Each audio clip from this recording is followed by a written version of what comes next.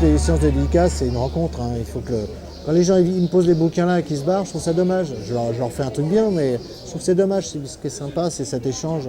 Je suis là, je leur fais, j'essaye de faire bien et vite pour montrer que j'ai une certaine habileté. C'est un peu le moment où je frime, toi. Comme un guitariste qui fait un riff, toi. Moi, je suis là, je fais ma dédicace. Alors, j'aime bien quand je les sens un petit peu impressionnés, quoi. C'est un peu un moment où je brille un peu parce que je travaille chez moi, personne ne me voit, donc c'est un travail solitaire. Là, je suis avec quelqu'un, donc c'est sympa et j'essaye de faire bien, faire un beau truc, quoi.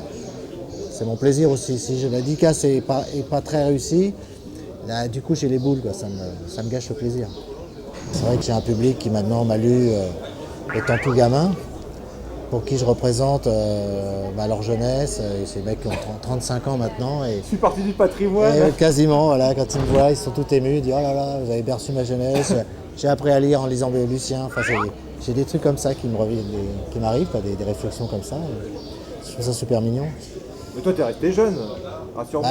Moi, dans ma tête, j'ai 20 ans, mais quand je regarde dans la glace, il y a un reflet qui ne ressemble pas vraiment à ce que j'ai dans la tête. Quand on se voit le matin, bon, je veux dire qu'on ne regarde pas trop. On ne s'attarde pas trop, et donc dans la tête, on a le même âge. Moi, je vois un mec de 35 ans, je me dis ça pourrait être mon pote. Et en fait, quand il naissait, j'avais 20 ans. Mais c'est comme ça. Hein. Et le rock'n'roll? Le rock'n'roll, maintenant, j'écoute toujours beaucoup de musique, je vais beaucoup à des concerts. Ça fait partie de ma vie, mais je ne monte plus sur scène.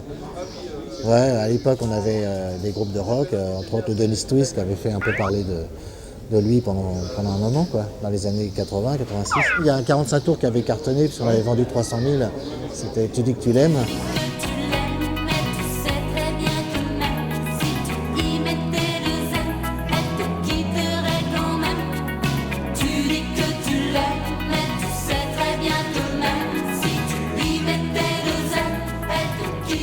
Et ça nous avait permis de faire pas mal de scènes et tout ça, on s'était bien marré. Et donc pendant 5-6 ans, on a fait des tournées, des scènes, on s'est bien marré. Et puis bon, après, on a un peu fait le tour de la question. Alors tout le monde est reparti un peu dans des directions différentes. C'est fini, le groupe est fini, quoi, en tout cas. Le groupe c'est une époque. Fini. Le groupe, c'est fini. C'était sympa, ouais.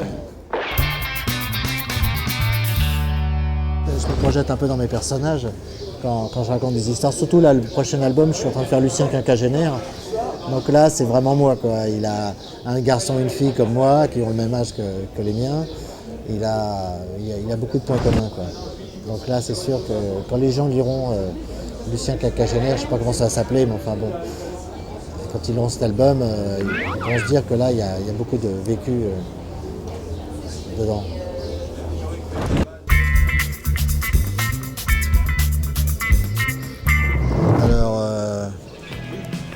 Là, c'est le Père Lelu à la guitare, c'est un grand classique.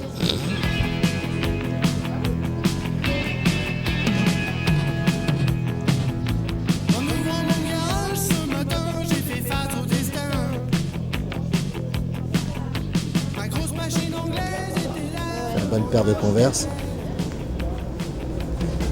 Il a une position quand il joue la guitare.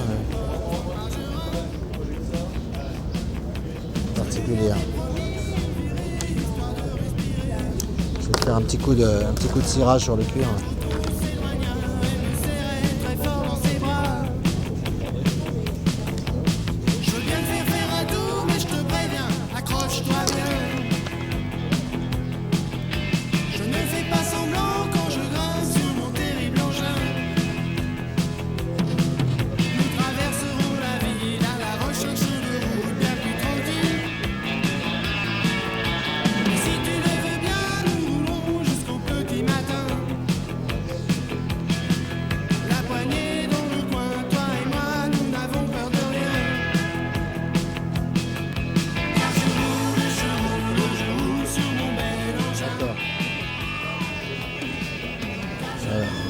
Petit rat, comme il répète dans une cave, il y a un rat.